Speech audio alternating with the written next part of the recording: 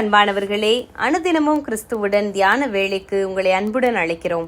இன்றைய தியானத்திற்கான வேத வாசிப்பு ஆதியாகமம் 37ஆம் அதிகாரம் வசனங்கள் 27 முதல் 30 வரை, மத்தேயு 26ஆம் அதிகாரம் வசனங்கள் 14 முதல் 16 வரை. தியானத்திற்கான தலைப்பு 20 வெள்ளிக்காசு. அவனை இஸ்மவேலர் கையில் 20 வெள்ளிக்காசுக்கு விற்று போட்டார்கள். ஆதியாகமம் 37:28. ஒரு திருமண பேச்சுவார்த்தையிலே ஒரு 10 லட்சம் பணமாக கொடுக்க வேண்டும் என்று மாப்பிள்ளையின் தாய் கேட்க மணமகளே பதிலளித்தாள். அப்போ உங்கள் மகனுடைய விலை 10 லட்சம் மாத்திரமா? இவ்வளவு மலிவானவர் எனக்கு வேண்டாம் என்றாள். இக்காலத்து பெண்கள் மிகவும் உஷாரானவர்கள் அல்லவா? யோசேப்புக்கு அவருடைய சகோதரர் விதித்த விலை வெறும் 20 வெள்ளிக்காசுகள். இவர்களுக்கு பணத்தை பார்க்கிலும் யோசேப்பு சாக வேண்டும், ஒரு அடிமையாக யோசேப்பு நீடித்து வாழமாட்டான் என்றே அவர்கள் நம்பினார்கள்.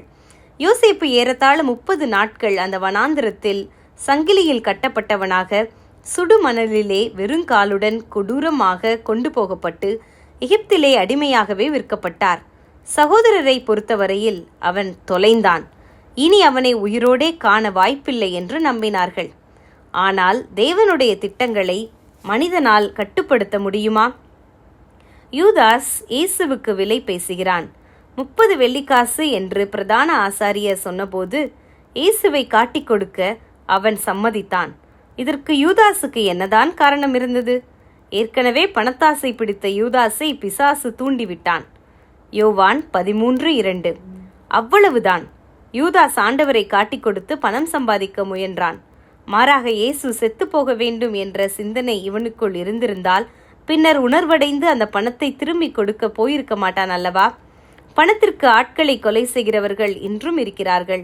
ஆனால் ஒரு மனிதனுக்கு இன்னொரு மனிதன் விலை பேசுவது எப்படி? ஒவ்வொரு மனிதனும் தேவ சாயலில் படைக்கப்பட்டவர்கள். யோசேப்பின் சகோதரர் அவன் தொலைந்தான் என்று எண்ணினர். தேவனோ அவனுக்காக பெரியதொரு திட்டத்தை வைத்திருந்தார். இயேசுவின் மரணத்தில் தேவன் ஒரு மகா பெரிய திட்டத்தையே நிறைவேற்றினார். பிரியமானவர்களே, மனிதர் நமக்கு எதிராகவோ நாம் செத்தாலும் பரவாயில்லை என்றோ நமக்காக விலை பேசலாம். அவர்களுக்கு நாம் துச்சமாக காணப்படலாம்.